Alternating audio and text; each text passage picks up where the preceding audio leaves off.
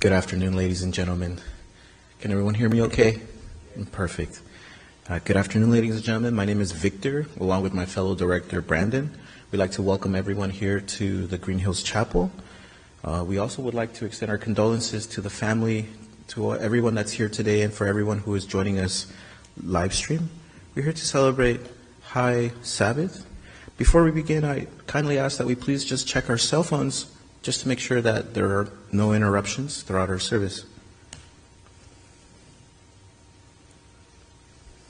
Thank you. And with us we have Hy Sabath, who will be officiating our service, and at this time it's my absolute honor to introduce Cliff. Thank you. Hello. Is this okay? All right. Well, I predicted in advance that I didn't expect a large turnout here because a lot of Hy's close friends and relatives wouldn't be able to make it because they're dead. Because he's really literally the last of his generation. And all the people I knew growing up, his friends, my uncles and aunts, they've all been gone for a while. And he really lasted a lot longer than everyone else in his generation, in his circle. So we're grateful for that. I'll tell you a little bit about him. I picked out like one or two stories that I could tell that might be nice to remember him by. When he grew up as a kid, his father was very religious. So they had a pretty strict religious household, and he followed all the traditions, is orthodox, and even some that today might sound a little bit odd or crazy. So Hy kind of rebelled against that after a while, and so in our family we're pretty much atheists, and my mom was the same way. So I was not, when I grew up, I wasn't exposed to any religion, which made for some, dicey conversations with my classmates when they would explain to me about their religion and all about that. And I would say something like, yeah, but you don't really believe that stuff, right? And for some reason they'd get annoyed with me. And so that's what it was like. So what was interesting about that is, even though my parents weren't religious, they were very interested and sort of passionate about the Jewish heritage and traditions and history. So they wanted us to have all that. So Hy, along with a couple of friends started a school, a Jewish school, called a secular Jewish school. And they didn't teach religion, and they didn't teach the Hebrew language, but they did teach us the Hebrew alphabet, and they taught us some of the Yiddish language, which in Europe, where his parents are from, and even in Brooklyn, that's kind of what the Jews would speak to each other in. They didn't usually speak in Hebrew; they spoke in Yiddish a lot. So we learned a little bit of that, and then we had another teacher that taught us history, going way back. So it was that kind of a school, and my dad became the president of the school for a while, and so it was a good experience. For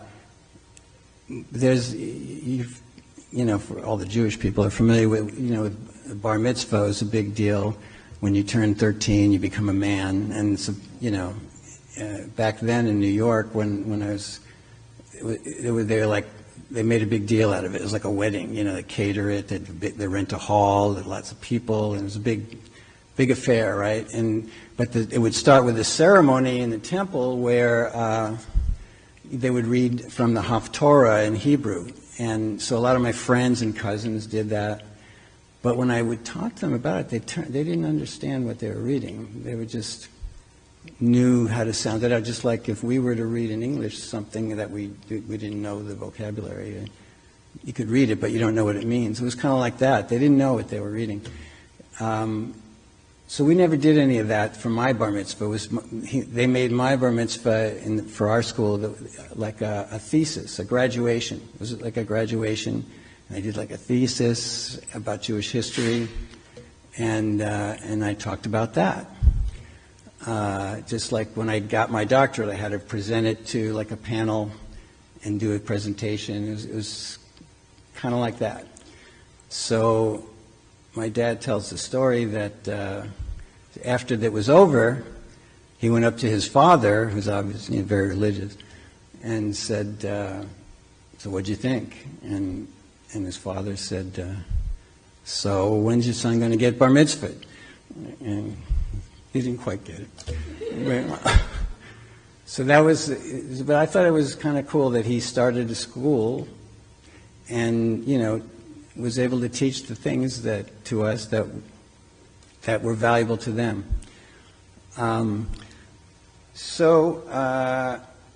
Interestingly, when he got older, you know, like around 70 or so, he kind of changed and started to believe in God then. And I don't know exactly if he wasn't like religious in the sense of all those old traditions and stuff, but he started going to temple. And he even went with Sybil, his wife, to her church sometimes and shared that too.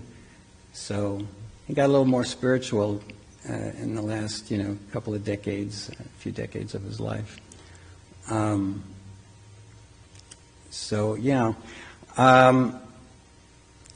in fact, in the video, I'm going to show a video in a little bit of just photos mostly.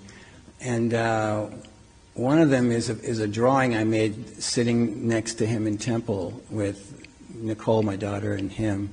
And during the part where they do the Hebrew stuff and stuff, I get a little bored. So I turned the program around and I drew a sketch of them as I'm sitting next to them. And it turned out pretty well. So I took it home and colored it in, and now it's on my wall. And Hy liked it, so I gave him a copy. It was on his wall too. So it's in there. Some stories, there's a lot of stories, obviously, that I've known, because I've actually known this guy for my whole life. So there's a well-known story. Some of the people that are close have heard this story, but I'll tell it. So he, you know, during the World War II, he, like a lot of Jewish young men, they were all anxious to go fight the Nazis, and so he wanted to do that. And so he joined the Air Force and learned to fly a little fighter plane. One of the planes is just one passenger. It's in the glass cockpit. And so while he was on the base, you know, he said to me one time when he first told me this story, I was kind of young. He goes, did I ever tell you about how I got summary court-martial? I go, no. You get court-martialed? Well, summary court-martial. It's kind of a lightweight court-martial. It's not like a full. They still give you a chance if you behave yourself. And so I said, well, what would get a nice guy, like a nice young guy, in trouble? You know, well, what gets nice young guys in trouble? A woman. So he met this woman, and he wanted to impress her, and she lived just outside of the base where a lot of the staff and of the military people had housing. So he told her, okay, go outside your front door onto the street at exactly noon tomorrow. And so she said, okay, and she did. And at that time, he flew a plane, came down very close to the houses, turned it upside down, and then buzzed her buildings, upside down, and then flew away. And unfortunately, though, next to this woman lived a captain. And it just so happened that the captain's wife was also outside at that moment. And when you turn the plane upside down, she could see the numbers on the wings. And so she reported him. And, and so they gave him a summary court-martial for doing something very dangerous. And so I said to him, yeah, but that was probably really cool, like you turned upside down and you could just wave to her, hey. He goes, no, I couldn't wave to her because I was just trying to control all the instruments, make sure the plane didn't hit the top of the buildings. I didn't have time to wave. And I go, well, yeah, okay, but, you know, maybe just for a second you could have just waved. It would have been kind of cool. Yeah. So, so he thought they were going to maybe kick him out of the Air Force, you know, because for doing that when they got caught. But they didn't, and I think I know why. Because when it came time to take his test, and they had to do these different maneuvers for the test, roll it over, do a loop-de-loop, do a nosedive, do this and that, you know. And he did perfectly on all of them, so they passed him, right? So he was happy, okay, now I can finally get deployed and go fight the Nazis. And they said to him, you know, we decided that we don't want you to do that. He goes, what do you mean? He goes, well, we decided we need you to stay here in Kentucky and be our flight instructor and teach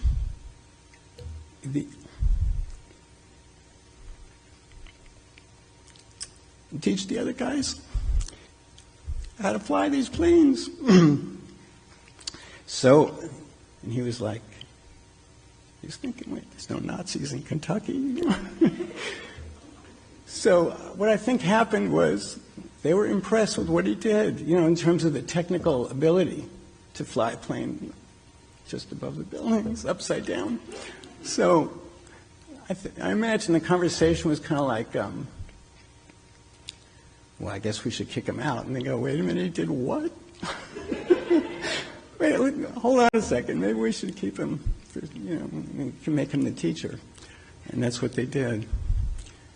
So he was disappointed, but that's what he did. He stayed back and became the flight instructor. So I said, how was that, doing that? And he goes, yeah, it was okay. I would teach him how to fly.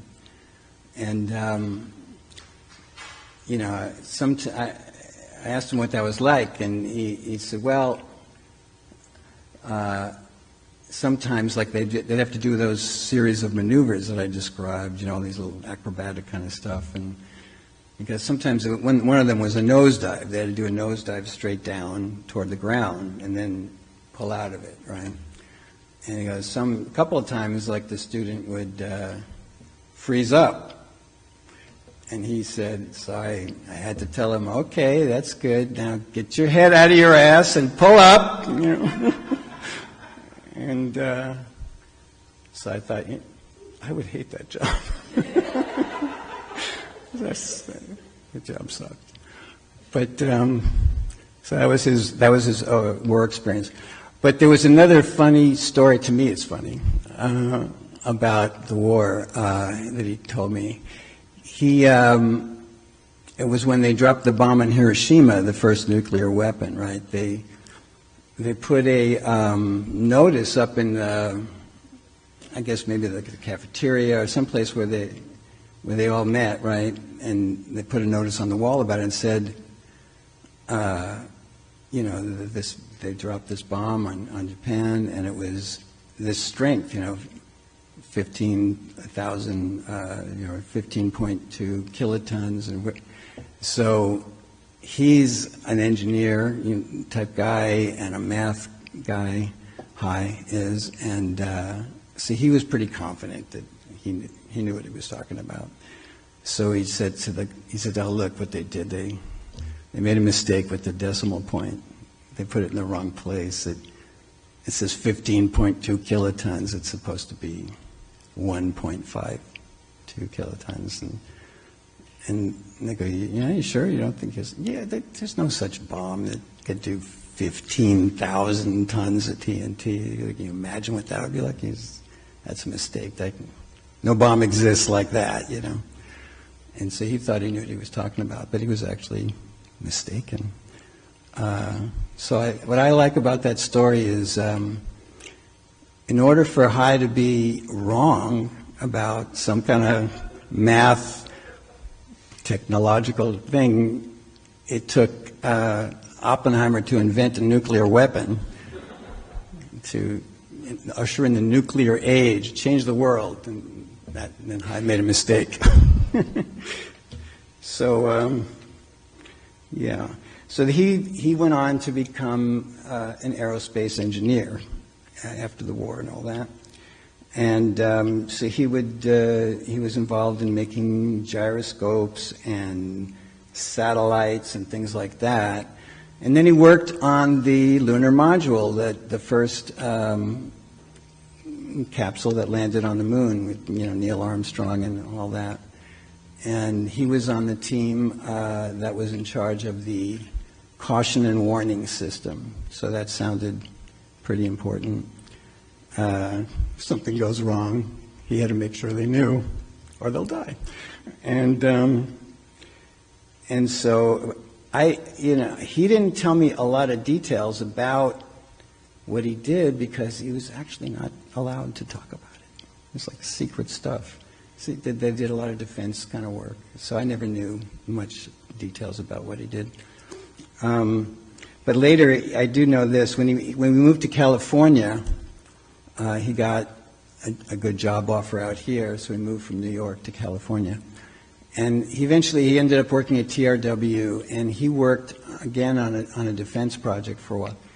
And it was he was building satellites that would track the trajectory of these incoming Scud missiles, and then launch a Patriot missile to intercept them, so that they wouldn't hit the target, which was us, the Americans. You know what I mean?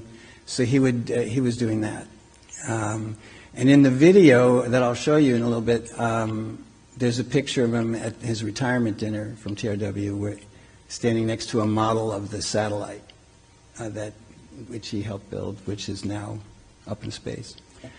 So he did a lot of heavyweight kind of stuff in his aerospace career. And when he retired from there, he was a program manager. He was in charge of all the subcontractors. And because when TRW makes a satellite, they don't do every single part of the satellite by themselves, always. They also subcontract certain parts to be made by other companies, and he was in charge of coordinating all that. So sometimes he would fly to Arizona, where there was a company that he would oversee what they were doing, and then somewhere else what they were doing, and so it all came together. So what happened was, when he was 55 years old, he decided he wanted to just change careers to something completely different. And he said he had gone to therapy himself. He'd gotten a divorce. He was going through his own, changes and stuff. And he decided, I'm tired of working with machines. I've been always working with machines. I think I'd rather work with people. So he decided he wanted to be a therapist. And so he got into USC and got his master's degree in counseling and therapy, and became a therapist. And that was in the late 70s, and he continued doing that all the way up until the end, and when he was like 103.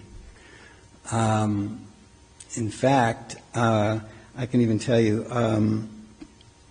that on his last day, I'll put it this way: my daughter Nicole was allergic to dogs, and she had a dog, and so it was a problem.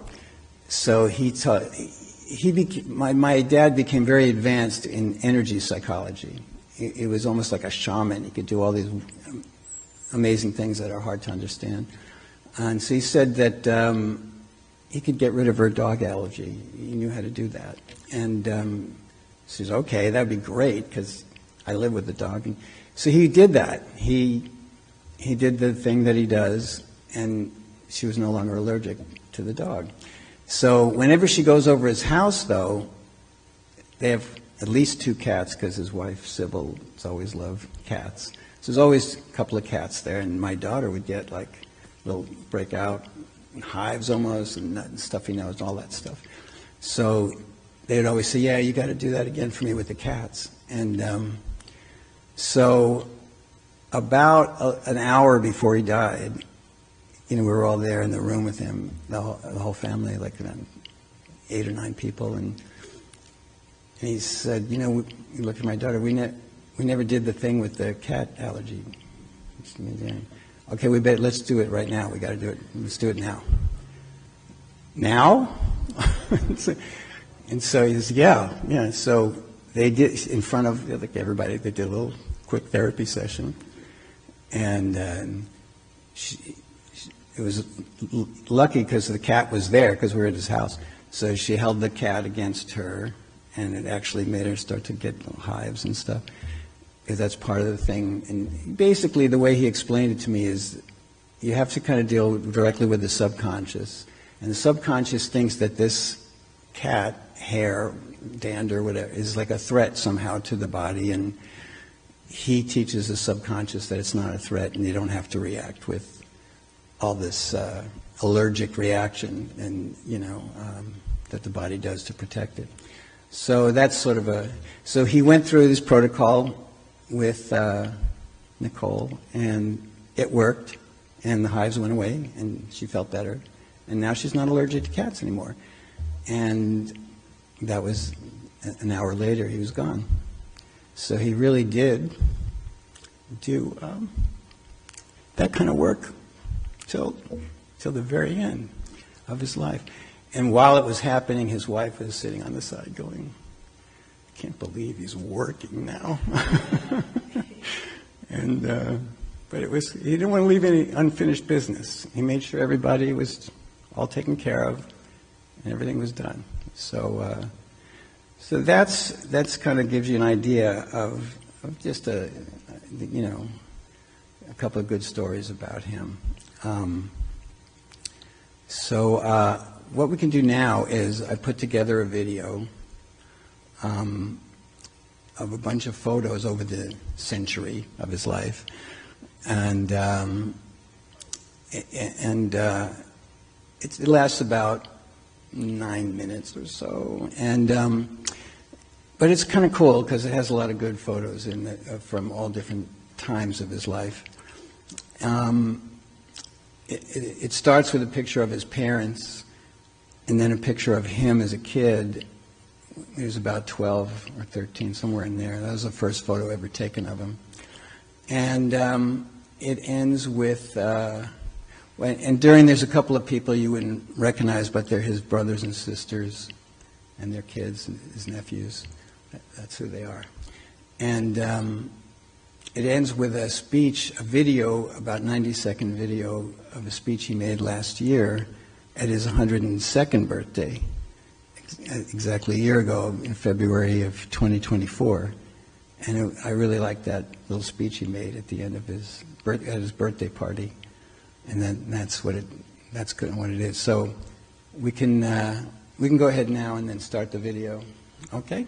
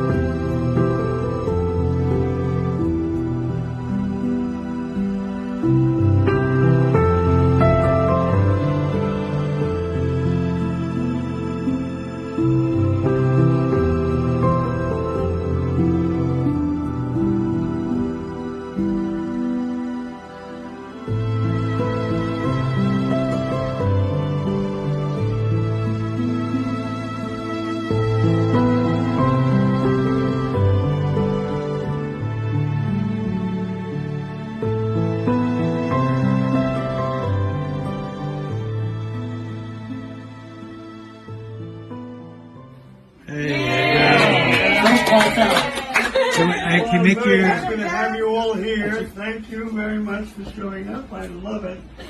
I appreciate being with you all. Thank you. Don't pass out like me. I won't pass out. Okay. And is that your whole speech right there? You want me to make a speech? You make a little speech. Well, I'm a very lucky, happy guy. I don't know how I got to do this, but when they ask me, what's your secret? I usually say, you got to get a wonderful wife. That'll make it work. So, having a wonderful wife, having some lucky genetics, and also technology, because I did get a heart valve, so technology helped me get past 93 or 4. So I'm very lucky to have everything working, and I get very, very lucky for having a lot of love coming my way. I feel, and when I go to sleep at night, I thank God for my life, my family, and the love I get from my family. Amen. And I do it every night. So I'm very, very happy. I'm a happy guy. That's good. We love you. That's We good. do. Love you, Grandpa. And you're 102.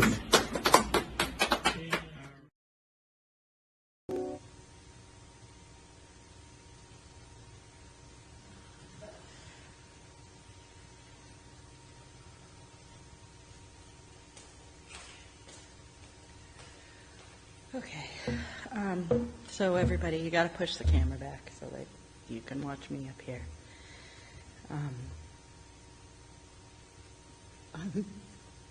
I hope I can do this. So,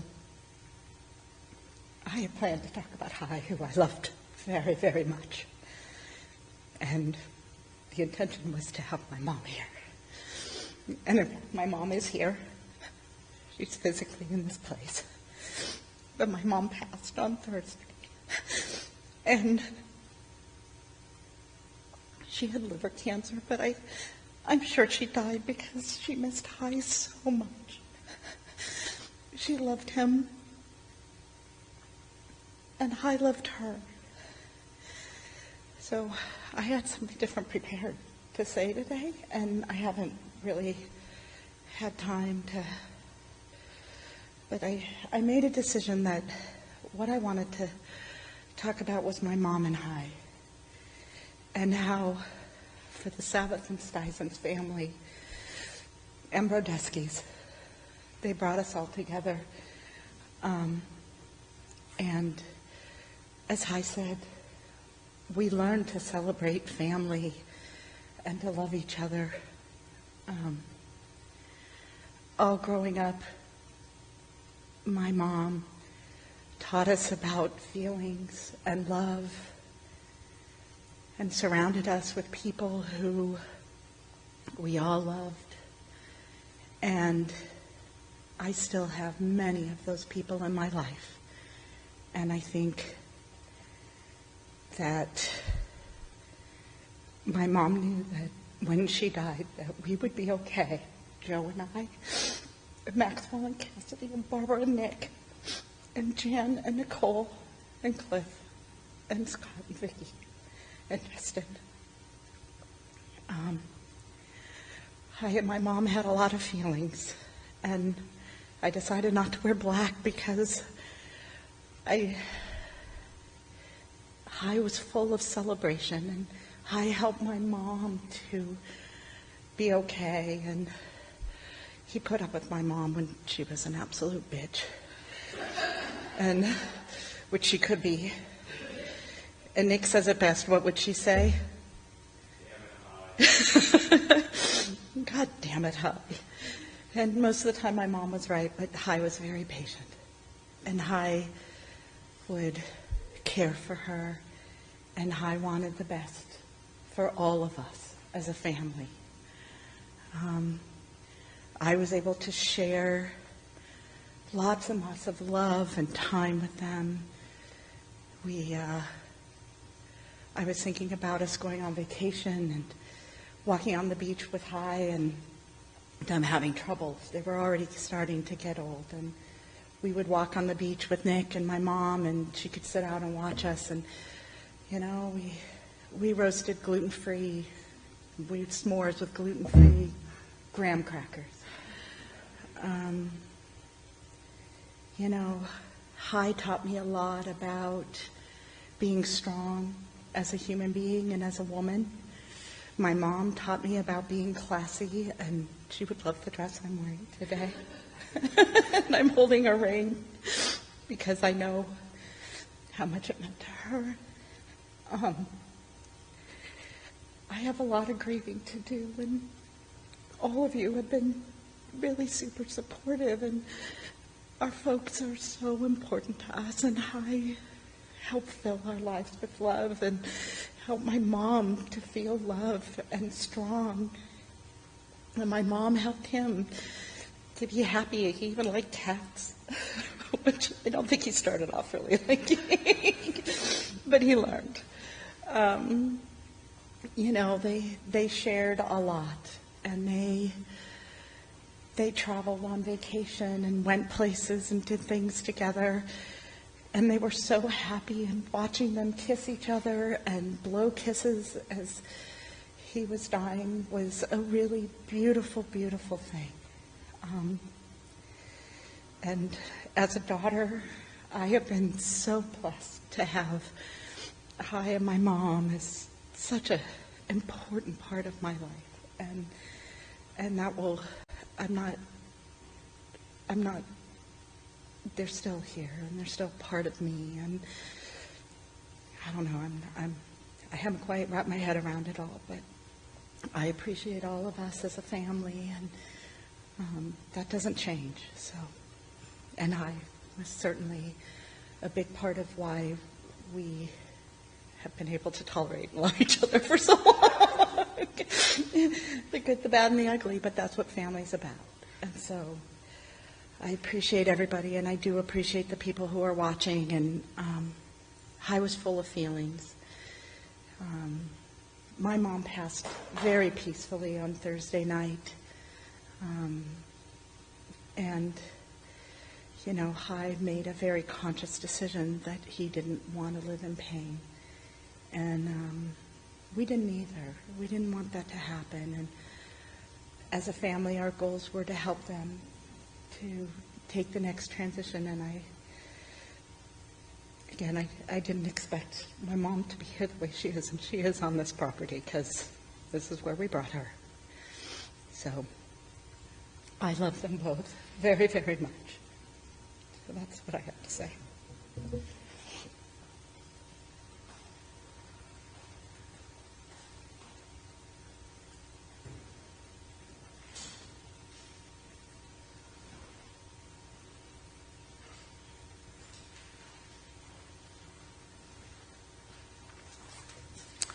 Hi. Just a couple things I wrote.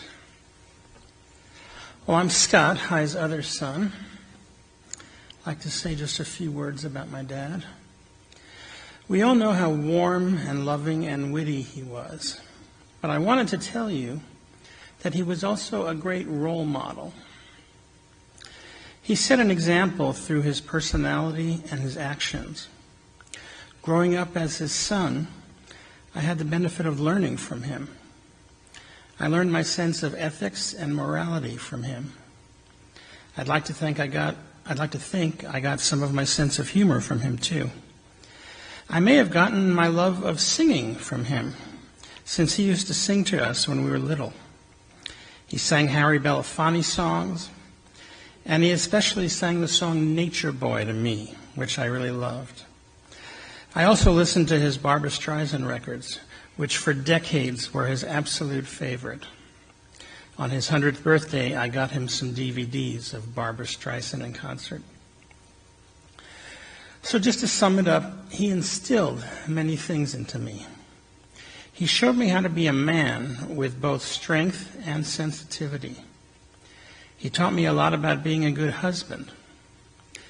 He set an example as a psychotherapist. And when I became a psychotherapist, he taught me many techniques for many, many years.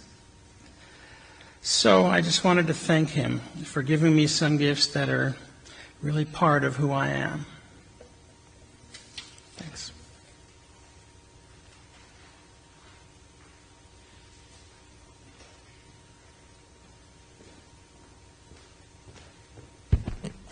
Hi, I'm Janine. I'm Hy's daughter, and I wasn't actually going to get up and talk, but I did. I did want to just say one thing: is that we have all these pictures of all these people in Hy's life, and I love you all, and thank you so much for being such a wonderful family. And he felt so supported, and I feel so supported. So I want to thank you. But I also want to talk about some people who aren't in the pictures, who were his clients, and just want to let you know how incredibly important you are and were to him throughout the years. Always, the way I would hang out with my dad is hang out all day and talk. We didn't do activities. We'd go to lunch and then hang out and talk for like 10 hours or something. And always just his work was such a hugely rich part of his life, and he cared so much, and he loved being part of the healing process, and it was just like his beautiful garden. And that video, he was saying, why did he live so long? Well, I've also heard him say, like, to the social worker, like,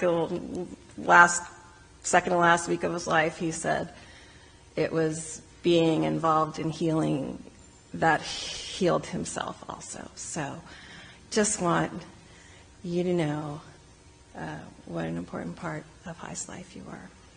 And, yeah, that's all.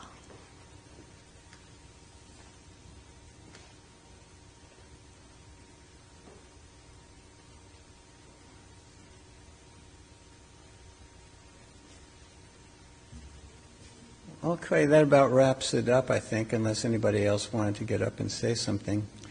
I appreciate the people that are here coming in today. Do you want to say something? Okay, come on up.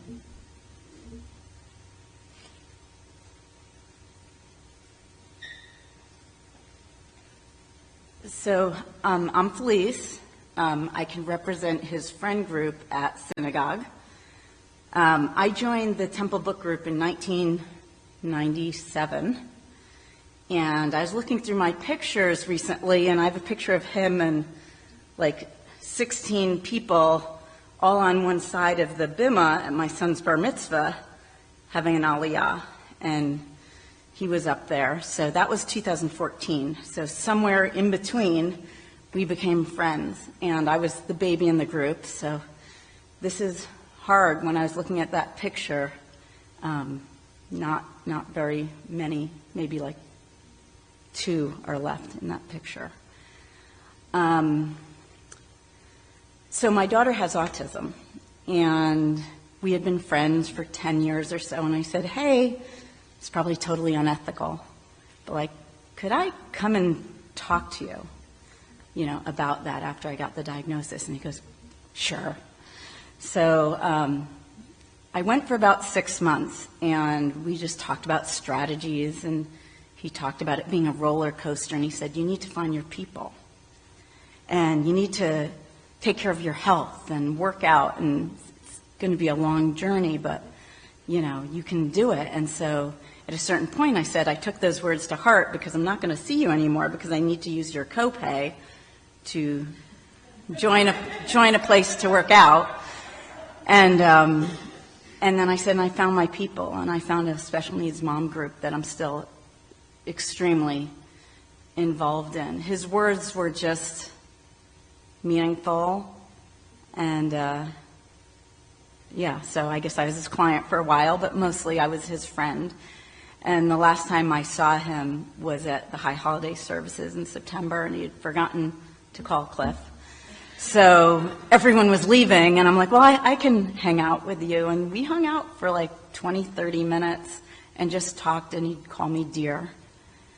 And I did love him, and I'm really going to miss him. And we had so many book groups at the house, and going up those stairs, and Sybil making some great food. And they always had wine.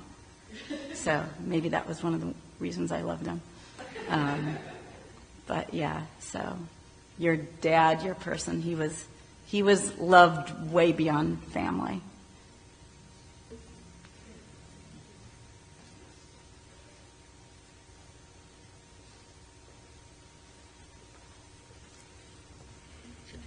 Thank you for sharing that.